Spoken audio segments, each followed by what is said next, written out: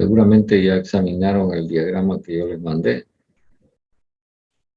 y han podido apreciar ahí toda una cantidad grande de información.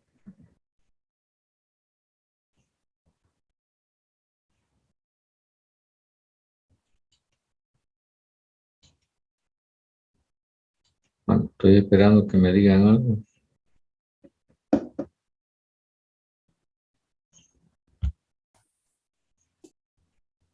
Leyeron el documento, miraron el gráfico, entonces algún comentario podrían hacer.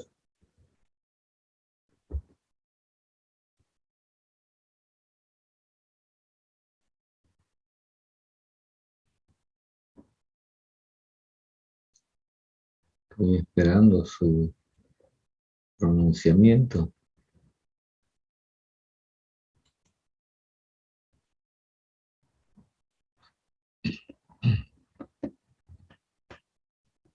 En la clase anterior yo les hice un listado de todos los asuntos que están planteados en el documentito que les mandé y que se traducen en términos gráficos en el diagrama. Así que estoy esperando que me digan, nuevamente, que me digan algo.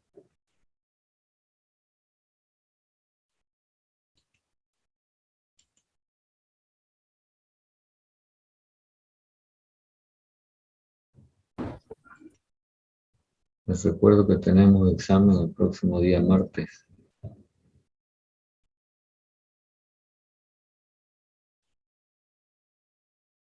Ingeniero, buen día. Yo tengo una pequeña consulta. Aquí en el PDF decía que las medidas psicométricas a baja temperatura son más difíciles, son especialmente difíciles, dice. Y entonces para poder medirlas tendríamos que usar un instrumento llamado el medidor del punto de rocío. ¿Es en lo correcto? Porque aquí dice los métodos indirectos de medir la humedad observan una propiedad de una sustancia que es sensible a la humedad. Esa parte no me queda muy clara. No sé si me podría explicar. Ya, mire, normalmente no se utiliza el valor de la temperatura de rocío, justamente por la imprecisión en la medición de esta temperatura, porque usted tendría que dar la lectura en el momento en que empieza a aparecer la primera gota de líquido, al enfriar una masa de aire. Y eso es muy difícil de precisar. Ahora, lógicamente, para medir la humedad hay todo un conjunto de otros fenómenos que se aprovechan, ¿no? Como cambio de longitud, de algún material, como lo que usted acaba de mencionar, ¿no? Si me lo puede repetir, lo último que dijo, alguna sustancia que es sensible, ¿no? A la presencia de humedad en el ambiente. Sí, ahí habla de los métodos indirectos, dice. Para medir la humedad es una propiedad que sea sensible a la humedad. Claro, por eso le digo, parece que antiguamente se medía esta propiedad de la humedad del ambiente a través de, por ejemplo, el cambio de longitud de un cabello. Y todavía deben haber algunos modelos de psicrómetros que usan cabellos, ¿no? Usted sabe que el cabello es sensible a la humedad. De todas maneras, el método clásico es el de aprovechar, digamos, la medición que da el psicrómetro de doble termómetro. Usted lo tiene ahí en el documento, ¿verdad? Sí, ingeniero. Sí, leyendo una temperatura que se llama, que es la normal, digamos, del aire, que se llama el bulbo seco, y la otra temperatura del líquido que está en contacto con ese aire en una condición de evaporación estable, que se llama temperatura de bulbo húmedo. Con esos dos datos, entonces es que se procede a usar toda la información que está consignada en el diagrama. Y de ahí ya surge el valor inmediato de cuánto es la humedad relativa. En realidad son métodos siempre indirectos, pues, ¿no? Porque no hay un instrumento que diga cuánto es la lectura, digamos, sin proceder a algún otro fenómeno de por medio. No sé si...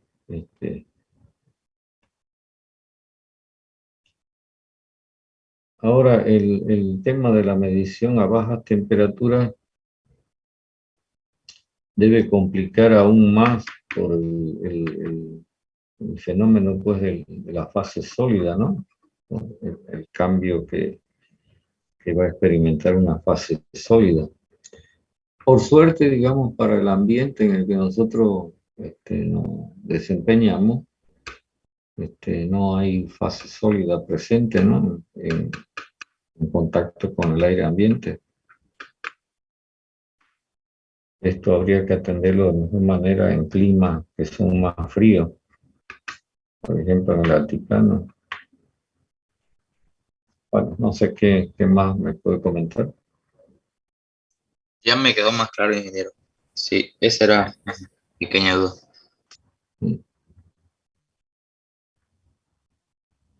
Incluso ahí en el documento hacen, ¿no?, ese comentario que yo le acabo de decir de la imprecisión de algunas mediciones de temperatura. Entonces, la más cómoda es la medición de temperatura de bulbo húmedo, ¿cierto? Sí, ingeniero. Eso es algo muy sencillo. Yo no sé si ustedes han tenido la oportunidad de visitar alguna industria en donde tengan laboratorio de control de calidad con ambiente controlado. Ustedes tienen, ¿no?, unas materias de control de calidad,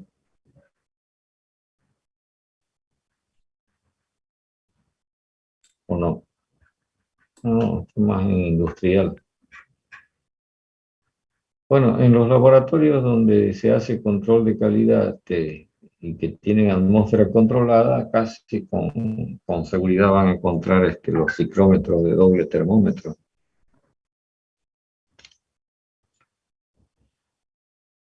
Entonces, de esta manera se puede chequear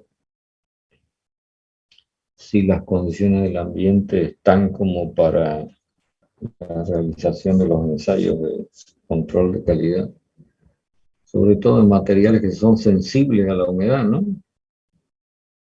Porque hay muchos materiales, por ejemplo, puedo mencionar algo sobre lo que yo tengo cierta experiencia, el algodón, esta fibra natural, vegetal, que se llama algodón, es sensible a la humedad del ambiente. Resulta que el algodón tiene capacidad de absorber o ceder agua, y uno de los, digamos, efectos notables es el cambio de peso. Quizá eso lo han notado ustedes con algunas prendas que son hechas con algodón. No sé si ustedes se habrán dado cuenta de que, por ejemplo, digamos, una camiseta hecha con algodón, una camiseta hecha con fibra sintética, difiere cuando están húmedas en su peso. Siempre es más pesada la fibra que el algodón. Bueno, no sé qué otra cosa quieren comentar. Lo importante es que con la lectura del documento que yo les mandé y el conocimiento del diagrama, usted tenga por lo menos nociones de este campo de la termodinámica que se llama ciclometría, que es de importancia para muchas cosas.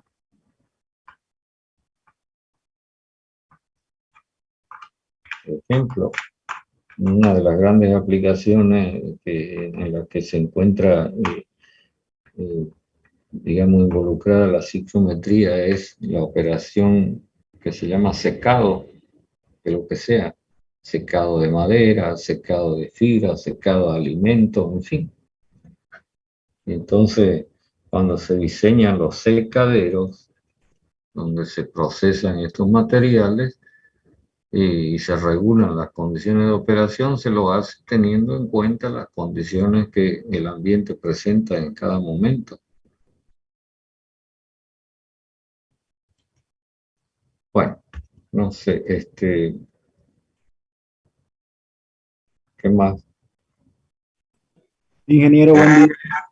Sí, Yo le quería consultar cuáles son los datos necesarios para usar el diagrama psicométrico.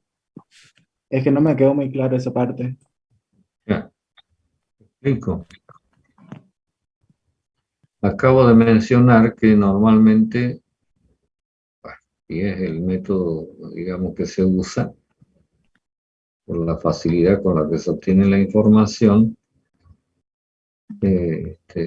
decía yo que se aprovecha el psicrómetro de doble termómetro. Quien tiene su micrófono abierto, por favor, ciérrelo.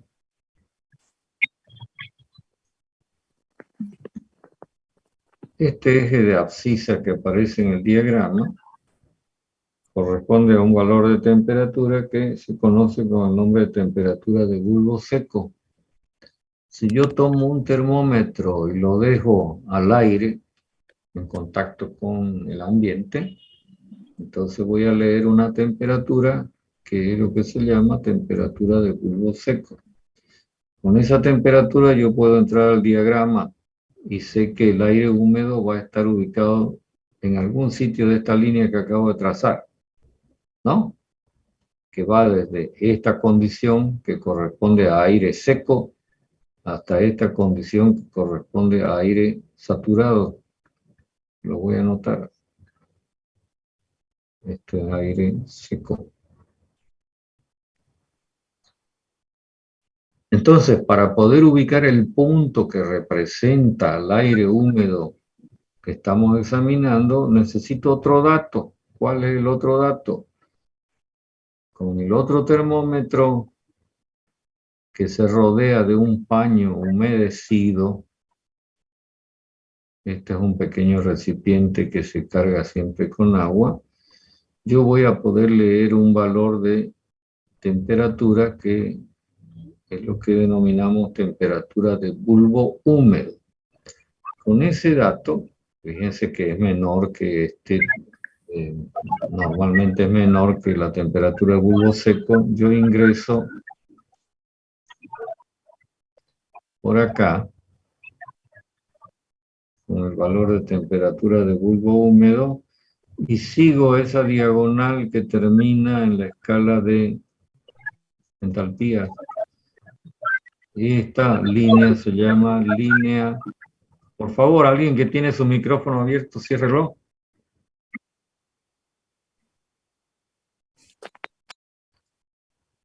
Esta línea, decía, se llama línea de temperatura de bulbo húmedo constante. Entonces, yo entro con este dato por aquí hasta este punto y bajo por esta diagonal. Y donde corto con esta línea, entonces ya tengo ubicado mi aire húmedo en cuestión. Por ahí pasa una línea de humedad relativa de cierto valor. Por ahí pasa otra línea que tiene un determinado volumen específico.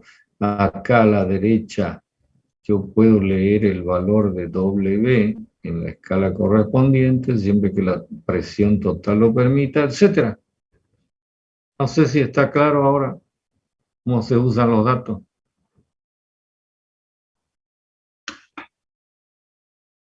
Quisiera escuchar a la persona que me hizo la pregunta. Sí, sí, claro, ingeniero, gracias. La otra alternativa sería usar este valor de, lo voy a marcar con otro color, para que usted lo tenga en cuenta.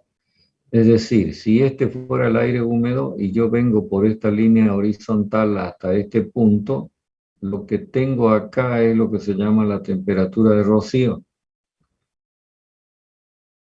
¿Me entiende?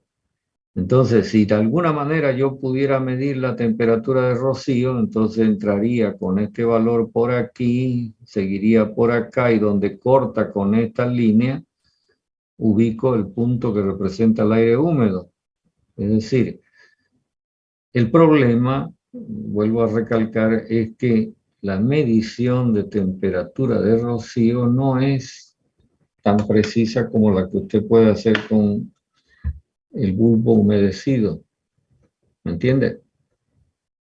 Pero eventualmente usted puede hacer uso del diagrama si tiene esa información de la manera que lo estoy diciendo. ¿Se entiende?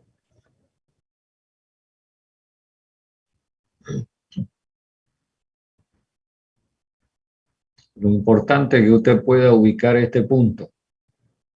Pero para eso necesita dos datos. Uno, el clásico, es este dato. Pero hace falta el otro. ¿Cierto?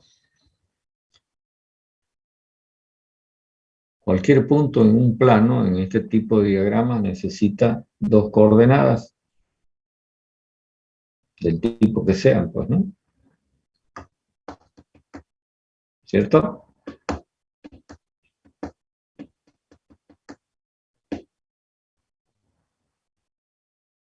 Bueno, no sé qué otra cosa más podemos conversar.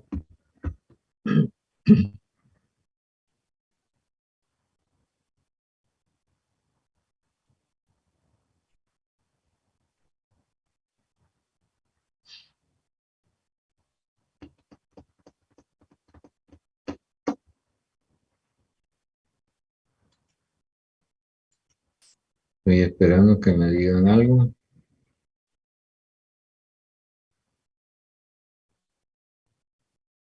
Es decir, en realidad el documento que yo le mandé, que es un extracto de un libro que se llama Stoker, que trata de psicometría en una de sus partes, tiene una muy buena explicación de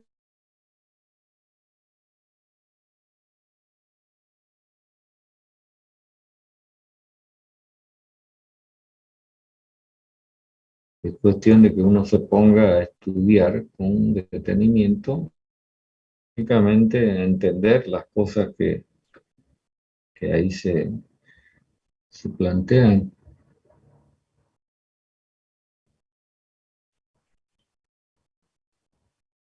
Bueno, no sé en qué más podemos ayudar al entendimiento de esto, lo que usted puede leer, que ya debería haber leído, ¿no? Porque si bien creo que son 14 páginas, en realidad son medias páginas, ¿no?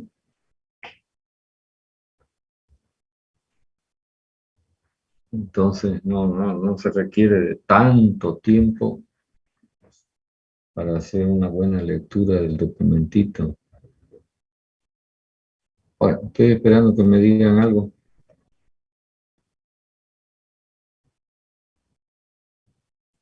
Ingeniero, yo tenía otra pregunta. Le quería Bien. preguntar, ¿por qué, ¿por qué es tan importante la temperatura del bulbo húmedo, a pesar de que no es una propiedad del aire No, húmedo? es lo que acabo de explicar, pues no ve, si yo quiero usar el diagrama para conocer las propiedades del aire húmedo, necesito ubicar este punto que lo estoy resaltando. Para poder ubicar este punto dentro del diagrama y leer todo lo que corresponde a ese punto, humedad relativa, el otro, y el otro, y el otro, etcétera, necesito dos coordenadas. Esas dos coordenadas las voy a conseguir con la temperatura de bulbo seco y la temperatura de bulbo húmedo. Si no tengo este dato, entonces no puedo entrar al diagrama. ¿Entiende? Por eso es importante. Y lógicamente hay algo más que dice la pregunta, que es una pregunta de algún examen anterior. Dice, ¿por qué es importante este valor? A pesar de que no es una propiedad del aire húmedo. No es pues una propiedad del aire húmedo, es una propiedad del líquido que está convirtiéndose en vapor. Por eso el bulbo está humedecido, húmedo. ves? Esa es la razón de que este valor se vuelva importante. Ya, ingeniero, muchas gracias. Ok. De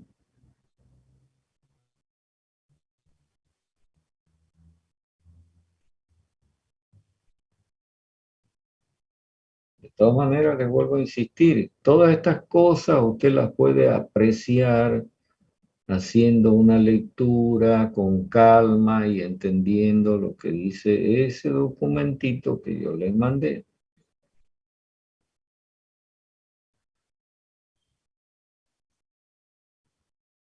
Lo que yo estoy tratando de la manera que estamos haciendo las cosas es que ustedes aporten el interés que es necesario para que conozca el contenido de una materia, es decir, que no la pase la materia sin haberse preocupado de nada, ¿cierto? Empezando por el hecho de que uno lea algo que se le ha suministrado, ya va demostrando que tiene interés en la cosa, aunque de repente no le guste el contenido, que puede ocurrir también, ¿no? Voy a leer tal asunto, pero no me gusta ese asunto, pero lamentablemente, como está dentro del programa de la materia, hay que atenderlo, no queda más. No sé que el día de mañana se lo elimine de la materia. Ingeniero, Diga. cuando avanzamos el ciclo Otto, me acuerdo que nos dijo que investiguemos el por qué se considera el vapor de agua un gas ideal y no logré encontrar una respuesta bien concreta de eso. No, del ciclo Otto, de ciclometría. En el ciclo Otto no hay nada que hacer con el agua, con el vapor de agua, porque es un ciclo de aire. ¿No ven? O sí, en psicometría, entonces, ingeniero. En ciclometría, que yo dije, para determinar cierto tipo de variables se plantea un modelo de sistema ciclométrico, que también está explicado ahí en el documento. Y en una de esas características, se consideran a todos los integrantes, sustancias integrantes del aire húmedo como gases ideales, entre ellos el vapor de agua, y entonces lo que yo les solicité es que investiguen o se preocupen de saber por qué siendo vapor, se extrema, digamos, la consideración al hecho de que se pueda considerar como gas ideal. ¿Me entiende lo que estoy planteando? Cuando uno habla de vapor, de esta fase que se llama vapor en la sustancia, está hablando de algo que está más cerca del líquido. Por ejemplo, acá, voy a usar este mismo diagrama. Si yo pienso en el agua, solamente este punto representa vapor de agua recalentado, ¿cierto? Entonces, a este vapor de agua recalentado, que está cerca del líquido, que es por acá, lo estoy considerando como gas ideal, pero es que estoy extremando, porque está bien que a un gas lo considere como gas perfecto, gas ideal, pero significa extremar, digamos, esta consideración cuando al vapor también lo obligo a ser considerado como gas ideal. La respuesta a este detalle es que en esta mezcla que se llama aire húmedo, que está constituida por aire seco y vapor de agua, la cantidad de vapor de agua es muy pequeña, de tal manera que la presión parcial del vapor de agua es pequeñita comparada con la presión parcial del aire seco. Entonces, cuando las moléculas de una sustancia están muy separadas, mire lo que estoy tratando de simbolizar de esta manera, porque el resto del espacio está ocupado por aire seco, entonces las interacciones moleculares prácticamente desaparecen. Y entonces esto acarrea, por la separación que hay entre las moléculas, esta consideración extrema de que se involucre al vapor de agua como si fuera un gas ideal. ¿Me entiende o no me entiende lo que digo? Sí, ingeniero. Porque si quiere mayor, digamos, comprensión sobre el asunto, tendría que remitirse a buscar información sobre la teoría del gas ideal. Es decir, ¿por qué ya en términos moleculares a esta sustancia que es gaseosa se la considera como ideal? Y en eso voy a insistir el asunto que acabo de plantear. Cuando las moléculas están muy distanciadas entre sí, las fuerzas intermoleculares prácticamente desaparecen. Es decir, que un gas ideal es un gas en donde las moléculas, sin influencia unas de otras, se mueven muy libremente. ¿Entiende la figura que estoy planteando? Pero en un gas real, y peor aún en un vapor, las moléculas están sometidas a interacción, a fuerzas de atracción entre ellas.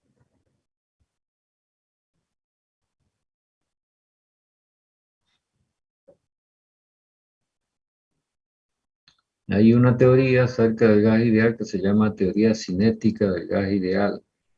Si usted quiere anotarlo y leer un poco más sobre ello. Normalmente este asunto de la teoría cinética de los gases se explica en materias de química, aunque digamos estamos hablando de física, ¿no? Pero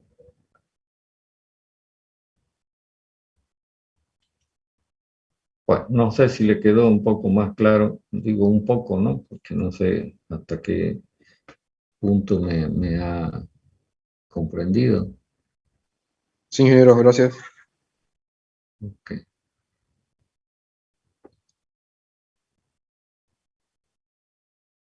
Bueno, sigamos conversando. Uno tiene que plantearse siempre el principio de que mientras más sepa uno es mejor, pues, ¿no? A lo que vaya a hacer el día de mañana. Uno no tiene un trabajo específico esperándolo, entonces mientras más cosas conozca, más fácilmente va a poder adecuarse al trabajo que va a tener en el futuro.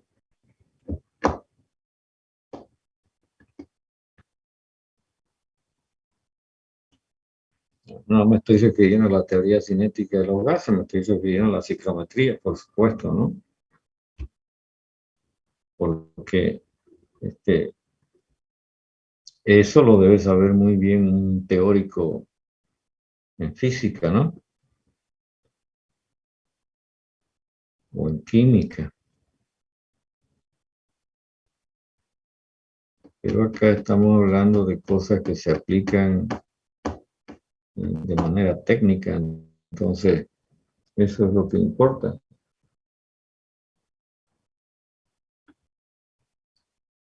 Bueno, no sé qué más podemos conversar. Ustedes digan.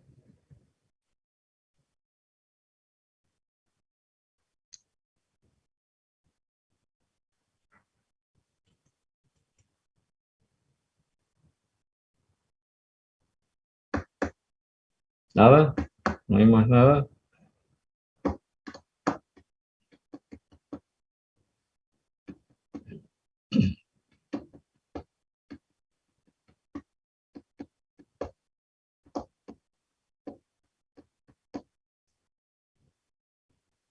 Bueno, no sé si lo paramos acá hasta el día del examen o qué quieren hacer.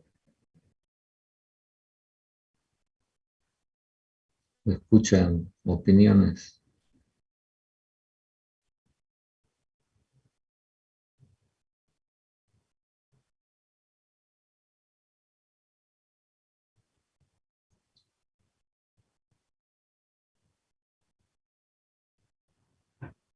Hay bastante gente conectada, pero parecería que está todo muy bien.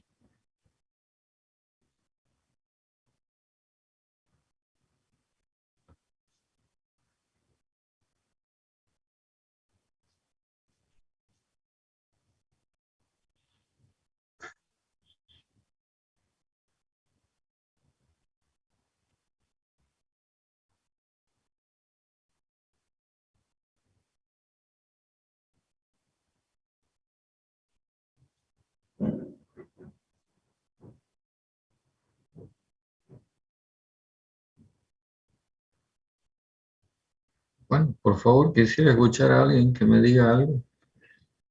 Si es que lo cerramos la sesión acá o qué.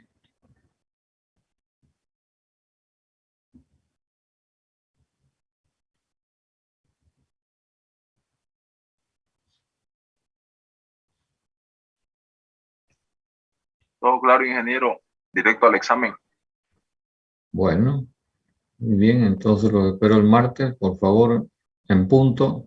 No perdamos tiempo porque de repente el examen es corto y minutos que pierda va a ser minutos que le van a costar de repente muy caro, ¿no? Entonces A las 11, ¿no, ingeniero? sí, sí, mejor si están a las 11:30 el examen, como la vez pasada, pero mejor si están antes porque hay que pasar lista, hay que acomodarse y estar listo, preparado para el asunto. ¿Ok? Perfecto, ingeniero. Muchas gracias. Bueno, estudien, aprovechen el fin de semana y estamos el martes entonces, en el 225, ¿no? Ahí vamos a saber qué aula nos asigna. ¿Ok? Hasta luego.